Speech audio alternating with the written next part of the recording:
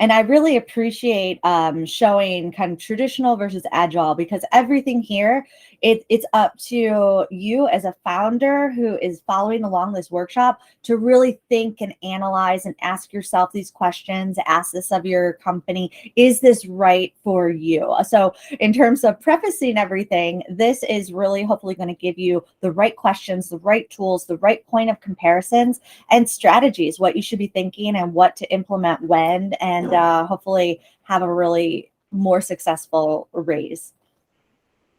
Perfect. So with regards to capital planning for your company, for your startup, this is the process of making plans to go out and do a fundraising, bringing in capital to, working capital for the company. The traditional model here is it's a very time-consuming process, and so you don't want to be going and doing this very often. So typically, a company is going to say, okay, I want to go and do a pretty big fundraising. I want to raise enough money that I don't have to do this again for hopefully at least 2 years. Now, the reality is you plan for 2 years and then you actually go and raise money more frequently than that, just as the company grows, as you have opportunities to raise. But the traditional model is you plan for about 2 years worth of capital in a traditional fundraising, which means you are raising a lot of money and you're trying to get a valuation that justifies the growth you're going to hit over the course of those 2 years. And that requires setting really big expectations with the investors, milestones that you kind of have to hit before you can go out and raise the next round. So that's the traditional model with venture financings and capital planning. With an agile fundraising approach, what we like to do is, and what we advise founders to do is try to think about your fundraising in shorter buckets. And so you're going to be raising money more frequently. And so what you're doing is you're able to have more realistic goals and milestones with each fundraising.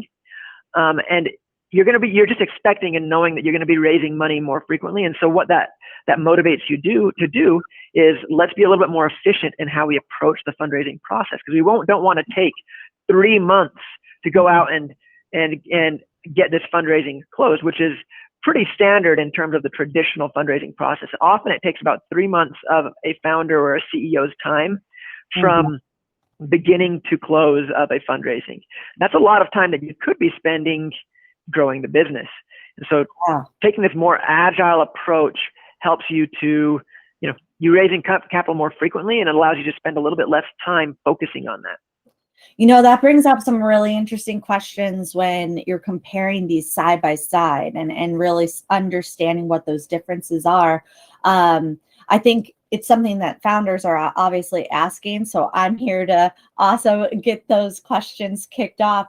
So are you saying what would be that standard time frame, traditional in between rounds, and then with agile, just to kind of like make sure I'm understanding the time frames between rounds?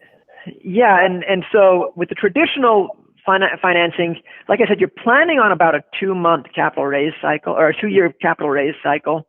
Okay. In reality, it ends up being a lot shorter than that. In fact, often you end up you raise money thinking this is going to last you for about 2 years, and you take again about 3 months of that year rate going through that fundraise process.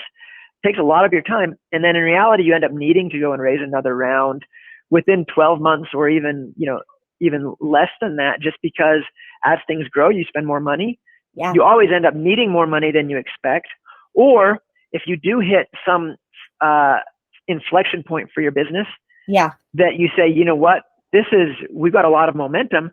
Let's go and raise our next round right now because of this momentum. We don't want to lose this momentum and lose the ability to raise the next round. And so you're raising either because you need more money sooner than you think, or because the company is doing so well that you have opportunities to raise in that traditional model. And that traditional model takes up so much time that if you are raising it once a year, a fourth of your time's gone as a CEO. You can't grow the business as much. With Agile, we like to say, just be fundraising all the time. And I'll talk about this a little bit more in the next sections in how that's possible. But with Agile, raise enough money that you can get away with not having to be constantly raising, but be ready to raise all the time. And that's what Agile is all about, is you're ready to raise whenever the opportunity presents itself. And you're setting it up in a way that's not going to take up a lot of your time. So we'll talk a little bit more about how that's possible in the next sections. And before we go to that next one, which I'm excited we're diving into today, because I think that's the mystery zone that a lot of people don't know. They're like, okay, I understand the concept of what the differences are, but how do I execute? How do I really run it? So I'm glad we're getting there. But how do you decide how much to raise then? Like you said earlier, it's a very good point. Every founder who's gone through rounds or has had multiple startups, you never raise enough. Like it's one of those things that we always tend to underestimate how much we're going to need, or perhaps some founders are afraid to ask for the bigger number or afraid to justify a valuation to ask for a large enough number. Can you share a little bit? How do you decide how much to raise? Yeah, and there's definitely a few factors that go into this. Obviously, the valuation that you're going to get, and we'll talk about how valuations differ in the structure and planning section of this. But what valuations can you get? Obviously, you want to limit the dilution you take, and so the amount you raise is going to depend on what valuations you can get. But typically, with a traditional route, you're thinking in that those 2-year cycles. You basically want to raise enough money to get through 2 years, and so you go out and budget. Okay, in the next 24 months, how are we going to spend this money? What do we need to spend to grow? Mm-hmm. And what do we need to do to get to that 2 years down the road to raise the next round? And you're kind of just trying to forecast your budget. Okay. And that's the traditional route. With Agile, what we like to do is think of in terms of inflection points. Okay. What is it going to take us to get, to our MVP? If this is a pre-seed round, if you've got your MVP, what's that next big either product release or feature that you're going to add to the platform that will get you, again, an inflection point where you can go out and have momentum to raise? And so you're thinking in terms of shorter time frames, and you raise based on that momentum. Each time you hit an inflection point, you're going to go and raise money. So, okay, what is the product timeline to get to an inflection point? When do we think our sales are going to be able to bump up based on a new product release, things like that? That's super helpful. Just knowing traditional Agile, kind of how you would think about or answer that question is different. And I'm glad that you shared that with us.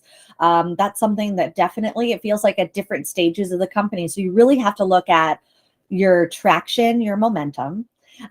Is the next milestone going to be what propels you to the raise? Is it going to be, hey, this is budget and we just need you to believe in us and our plan and our team, and this is what we project. So I think balancing those and seeing which case might be beneficial. Now it could change. You can go from a traditional to Agile or back and forth, right? So it could really be absolutely. Okay, cool. And I do want to emphasize that it's not one or the other. In fact, it's probably smart to take a mixed or a hybrid approach here. We want to compare kind of an older traditional model versus a newer Agile way of thinking. But reality is, sometimes traditional just works. Sometimes it doesn't. Yeah. Maybe some mixture of the two is the best. And sometimes just pure Agile is the way to go. It works for some people. Awesome. Well, that's great to know. We always like to give founders like that. It's not just permission to fail, it's permission to adapt and really do what is strategically best for you. And those things can change. I mean, if you get a new strategic partner, if you get a new huge customer, like you said, if an MVP comes out or technology or something that really kind of gives you a chance to speed ahead, those are the kind of moments too to reevaluate your strategy and your plan.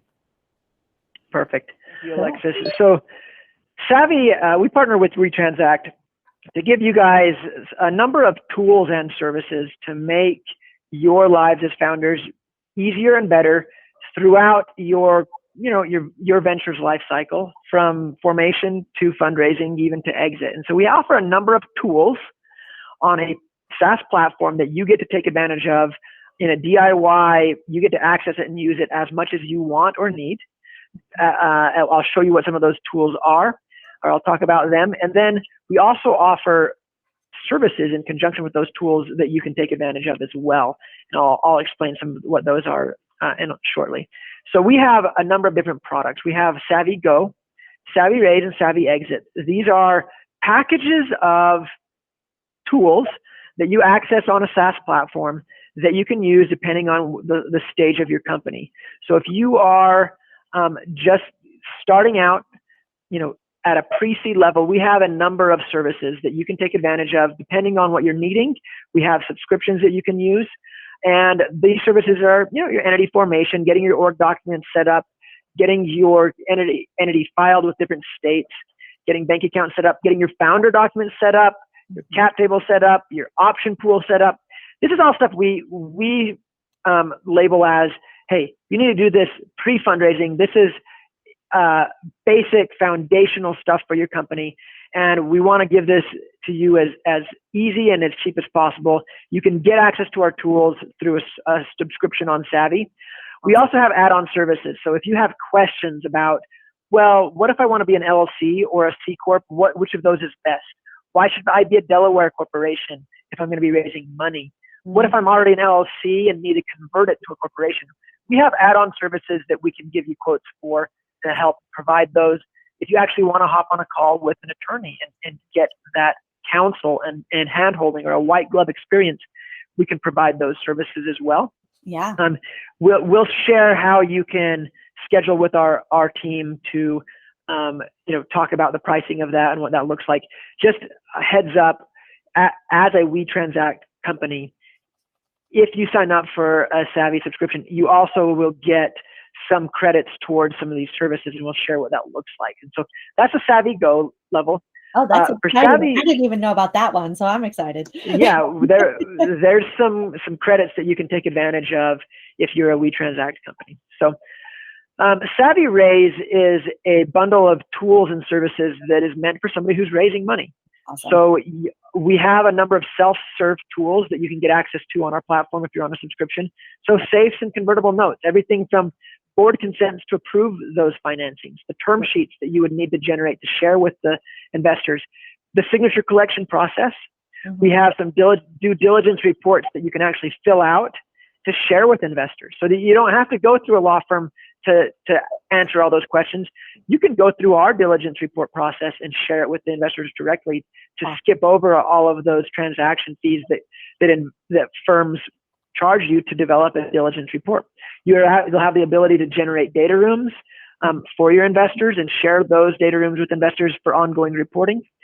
One thing I'll mention is we have a library of templates, templates for employee onboarding, equity agreements, board and stockholder consents, all these things that you want to be able to do. We have a library of templates. We call them workflows, and you'll get access to that on our platform depending on what you're looking to do. If you have a very custom document, we may not have a template for it, but we could automate it for you. So there's some customization that we can do. Those roll-up vehicles, the SPVs that we talked about, we have workflows for you to be able to set those up as well and have investors invest through an SPV. And then on the service side, we have counsel, paralegals who can provide financing counsel and financing admin services. We are a fraction of the cost for compared to your standard law firm. So we work with financing counsel partners who work under the Savvi model, meaning they're going to use the platform to streamline signature collection, data rooms. They're not going to be churning billable hours on your financing.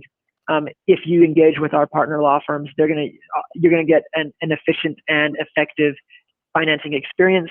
We have ongoing paralegal subscriptions as well for folks who, hey, I don't want to maintain my cap table, or I need somebody to help me maintain my cap table. That ongoing, what we call corporate compliance, you can have a paralegal that's at a subscription price to be able to do that sort of things. So we have a number of services to go with your financing along with the SaaS tools. Yeah. And we will share with WeTransact kind of some demos that they can put out there so that you can go and see what the Savvi platform looks like and how to use it. Yeah. But that is what Savvi offers. We want to make that available to the WeTransact companies. We are offering up to $1,200 in credit. Depending on your subscriptions that you get on, that credit may be lower. It could even be higher, and depending on what services you're looking to do. So this is actually, it says here you need to schedule a call by December 31st.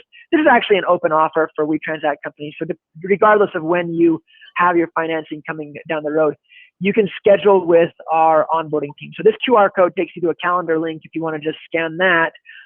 Otherwise, you'll be able to contact our onboarding team to talk about the pricing, the price points, the different services, what that looks like. And the WeTransact site you'll be able to access that contact information through the site. So that's it for our high level overview of what you get as a WeTransact company through the Savvi partnership. So hopefully that's been helpful. Yes, my goodness, it's more than helpful. I mean, this is exciting because one thing we loved from the first time we met with your team was you really understand startups and entrepreneurs, and that's not always something every law firm has a specialty in, and that is something here. As your experience as a founder, you could really empathize. You've really understood all the kind of danger points, the red flag points, all the areas that could be improved, and what you've developed with Savvi and your team is fantastic, because it's like you're wearing both hats. You're able to say, hey, this would be a lot better for the founder. This is what's affordable at this stage. And, understanding that like there's a lot that a resourceful founder can do on their own. And having a SaaS that starts you on the right path hopefully helps you avoid those pitfalls, and then growing with you and really being able to have a SaaS product, because not all founders, I think, get the legal advice they need at the moment they need it most. It's knowing it, but knowing the information before you need it. It's but having these strategies so that you don't end up in a place where you gotta pay to get out of, so to speak. It was more costly than exactly.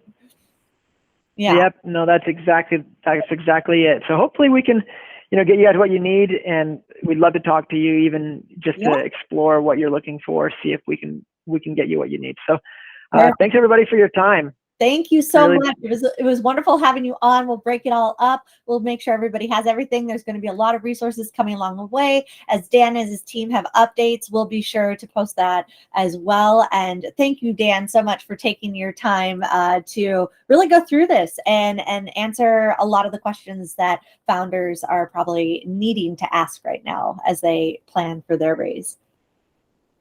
No problem. Thank you. Have a good one. Thank you.